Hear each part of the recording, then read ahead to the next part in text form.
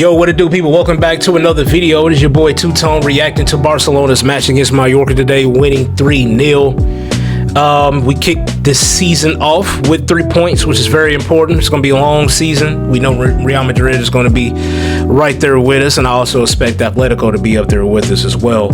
So it's important to get off, no injuries, 3 points, get out of there smooth, and that's exactly what happened.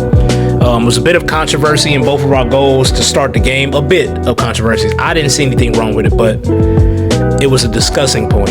You know, it was a topic. The first goal, they was trying to say the ball went out of play, but when they showed the replay, some of the ball went out, but not all of it. Lamine did a good job of saving it.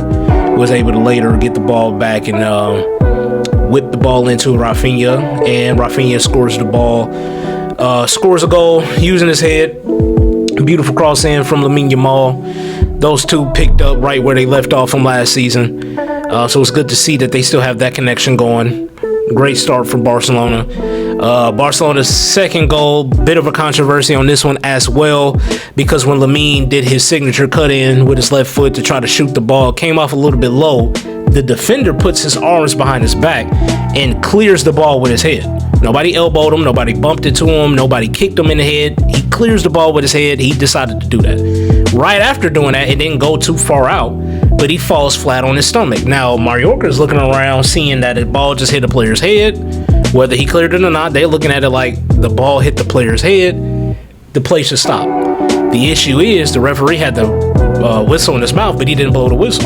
You can't anticipate the whistle. You play into the whistle. And credit to Barcelona, credit to Ferran Torres, because after the ball was cleared and it got passed back to him in tight space, while they're kind of reacting like, okay, he's about to blow the whistle, Ferran Torres is still playing. Dips a little bit to the right, gets enough space to get his shot off. Bang. Now, at the time, they were saying it kind of looked like they wasn't going to count the goal, and I really, at the time, wasn't too upset.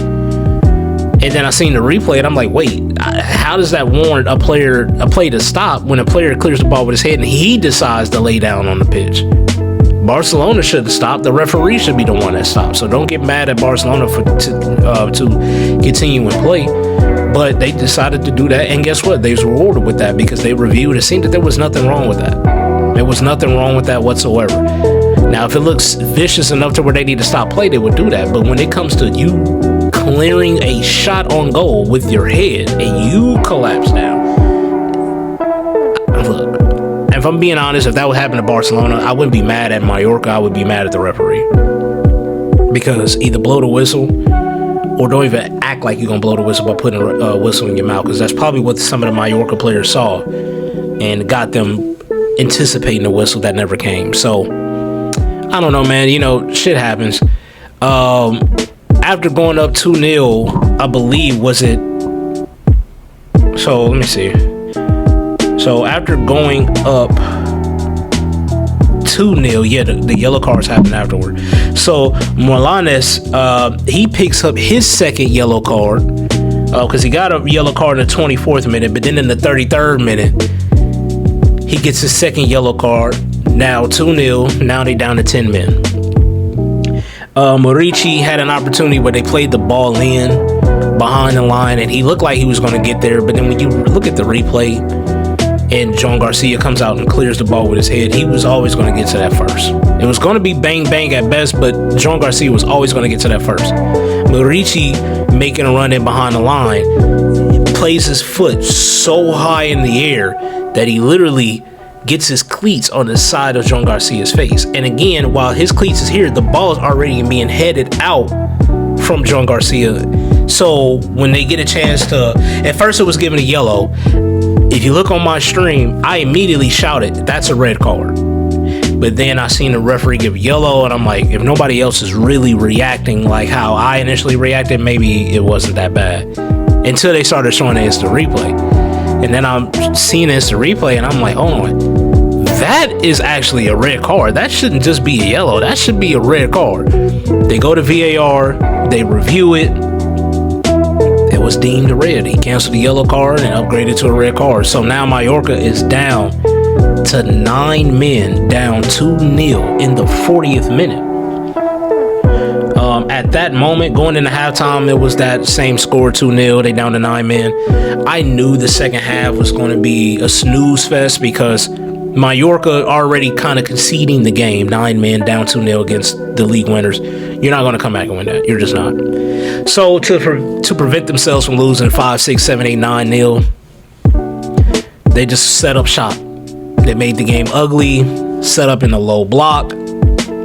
And look, I can't criticize them because at the end of the day, you could be tied with somebody at the end of the season and it may come down to goal difference. You just don't know how important that could be down the road. So once you already can see that you're going to lose the match, I don't blame Mallorca for going out and doing what they had to do in the second half. So in that second half, knowing that we're going to have a low block, he did make an immediate substitution to start the second half by putting on Dani Olmo for Fermin Lopez because Dani Olmo's a lot better at handling low blocks than Fermin is.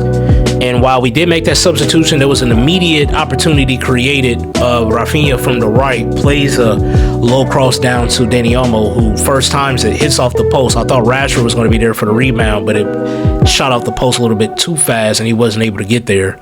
And for the most part, that was really it. It was a couple opportunities from Barcelona that was taken, but the shot went straight at the goalkeeper. And I told you about Roman. Roman had a solid game, bro. And let me look at his stats because I said coming into the game, Roman is going to make sure that he's going to, if they lose, it's not going to be because of him.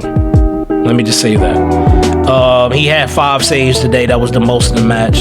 John Garcia only needed to make 1. So if it wasn't for him, while they lost 3-0, they really could have lost 5, 6-0. So with that low block and a solid performance for Roman, it wasn't quite what he had in the second league match we had against him last year when it was at Barcelona. He was making every single save. It wasn't that.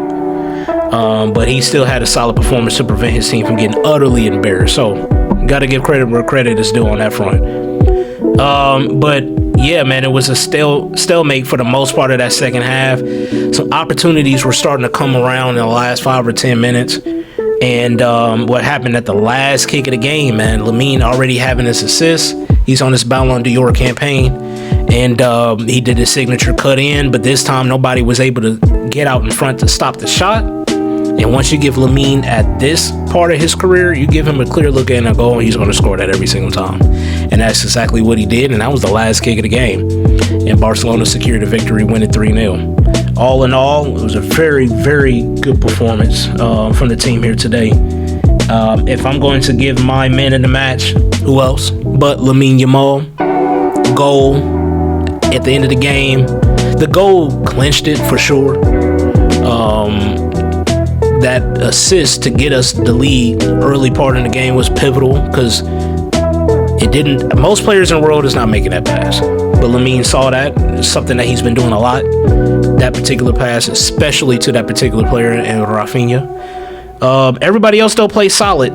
Only one I really didn't get too much out of this game was Fermin Lopez, but that's okay. Because again, it's kind of hard to track just how well or poor somebody was the moment somebody goes down 2-0 and they lose 2 players and now they're playing with 9 men. So at that point, whatever you're going to see is just not going to be normal. Low blocks, they're not going to be going out. So I was happy to see that he went with Fermin Lopez, but it didn't get off for him this game. And Dani Olmo had a solid cameo in that second half for sure. But like I said, all in all, man, everybody was solid. Very solid performance from that back line. Eric Garcia doing his thing. Ronald Araujo had a few crunching tackles, but that's just who he is, You got to love him for it. But yeah, good performance from all around, man. Good performance. What a way to kick off the La Liga season, collecting all 3 points. Our star boy getting the man in the match, 2 contributions. Everybody got out of there healthy. And it is on to, who do we play next? We play Levante next Saturday at 3:30. I will be streaming. If you missed out on the stream, definitely check back in on that. Check out the highlights, see what y'all like. Leave a like on that video. Leave a like on this video. Make sure y'all subscribe. I do appreciate everybody who stopped by today and who will potentially stop by. Yeah, that was fun today. It was fun. So this is match week 1. Like I said, we're going to be streaming La Liga matches all year long. So if you didn't catch me today, you will be catching me here very soon. So I'm gonna catch you guys on the next video. Until then, be safe, much love, and peace. Two-Tone out.